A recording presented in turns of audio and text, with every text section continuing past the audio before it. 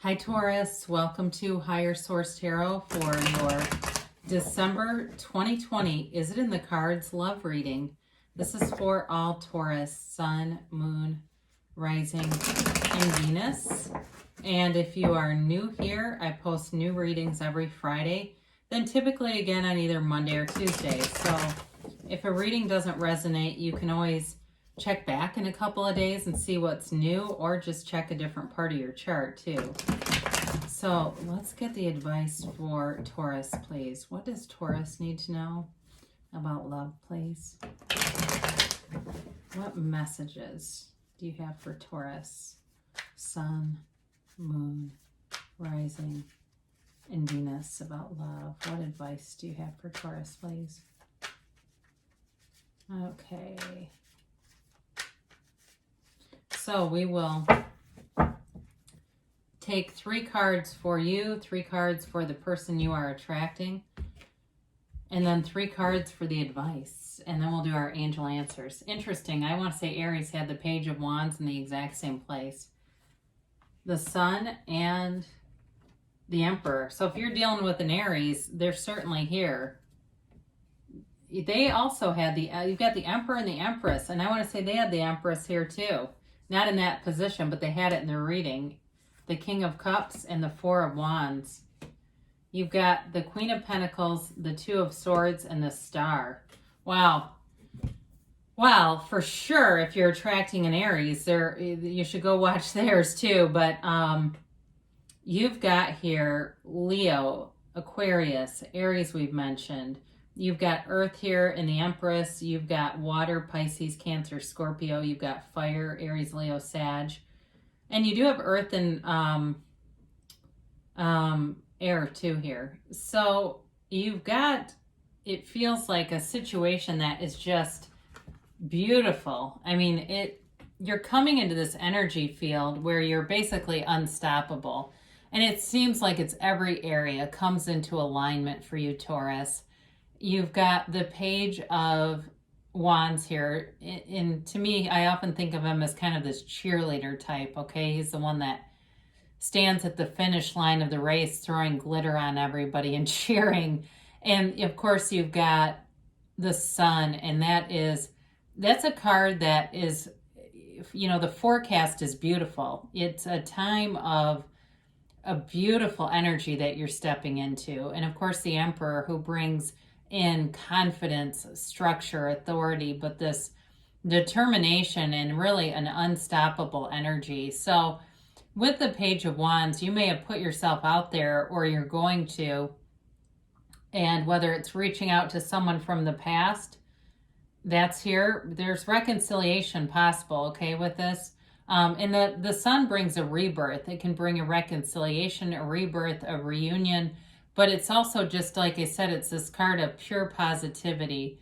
So, you know, with the Sun too, there's this acceptance, but it's an energy that allows you to be anything. So allow yourself to be anything. Allow yourself to be beautiful, Taurus. And with that, the baby that commands this horse waves the banner of victory. This card of the Sun is like victory and success in any area. But I feel for you, it's in all areas of your life are really coming together here. And you've got loyal people around you. You've got people who want to see you win, who want to see the best for you. And with the Emperor here, I very much like how the Emperor and the Empress came out right next to each other, because you have a couple here.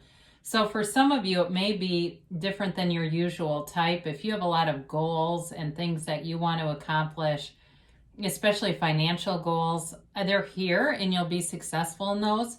But I do feel like this other person may not be as honed into that. It may just not be in their energy. I feel like they may be more earthy, not in the material sense, but like they like to garden. They like to, you know, they know a lot about birds. I mean, it's stuff like that, where we'll talk about them in a minute.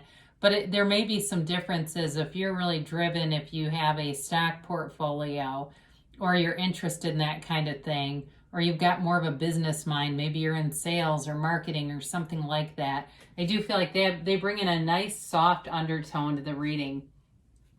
So the person you're attracting is a soulmate for sure. And there's marriage here, okay? So if you're seeing master numbers 1111, 333, 444, 222, you know, you're seeing all those master numbers. The universe is communicating with you and telling you that what you want is on the way. The Empress is a beautiful energy, and she brings in the softness to the Emperor. You know, it's that balanced couple where one person maybe has there's differences, but they complement each other, very complementary energies in that way. And they are, like I said, they are a couple. They're the mother and father of the tarot.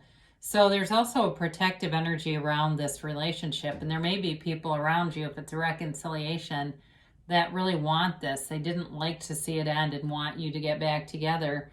Or if it's new love for you, it's people around you that really want to see you be happy.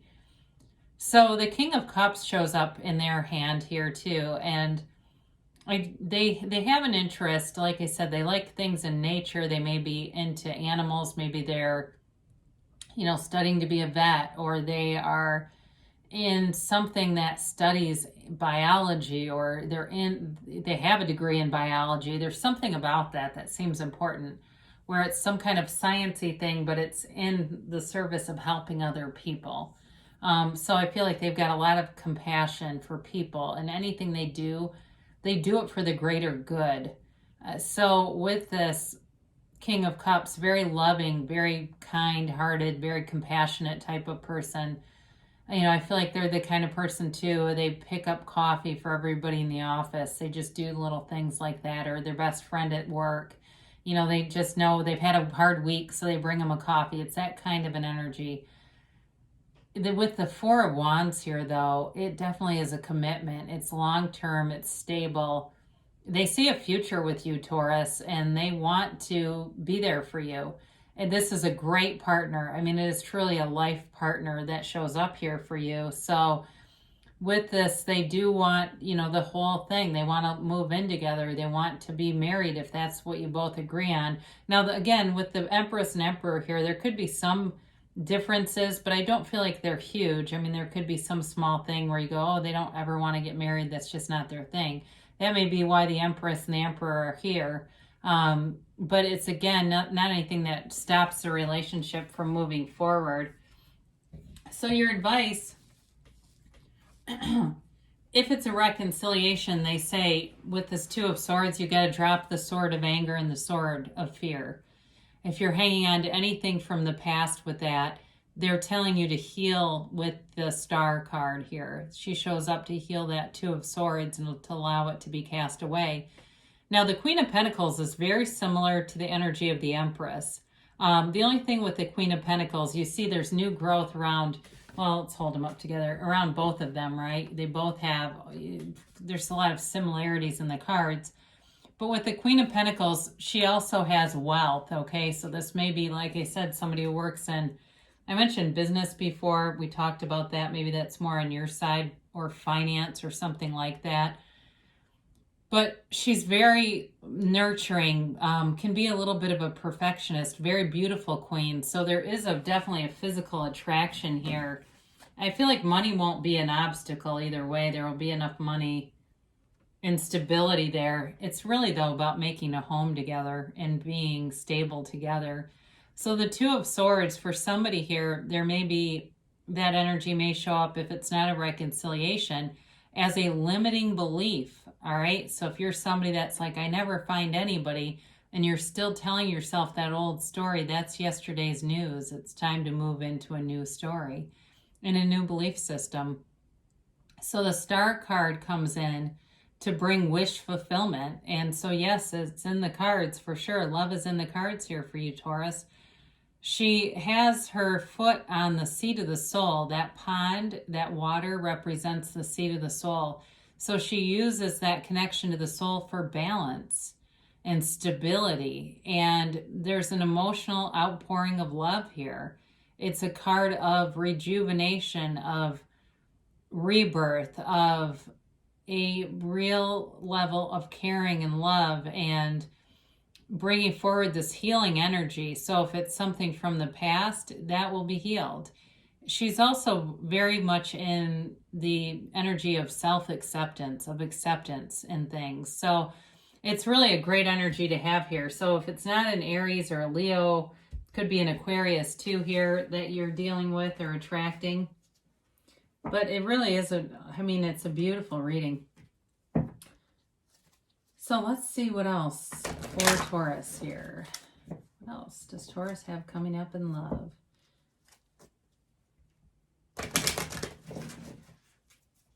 And a timeline here.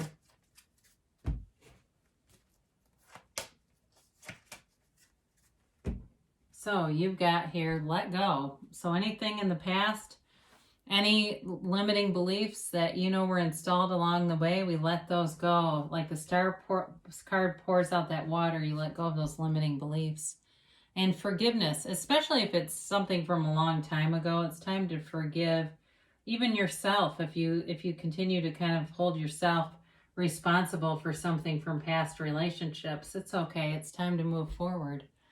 Now you got improving health. So for some of you, if you're single and you're saying, oh, I just don't have anyone on, in mind, they want you to focus on yourself right now. The Star is also a card of self-care. So really focusing on your nutrition, your fitness, your exercise, and getting yourself into a place where you'll attract. But they say within the next few months. So that gives you some time. If you say, yeah, I'm not in the best shape right now, well, there you go. They give you an emphatic yes. So you create your own reality and you get what you expect. In this card, you're in the center of the universe. So what do you want, Taurus? It's yours for the taking. I love you, Taurus, and I will be back again soon.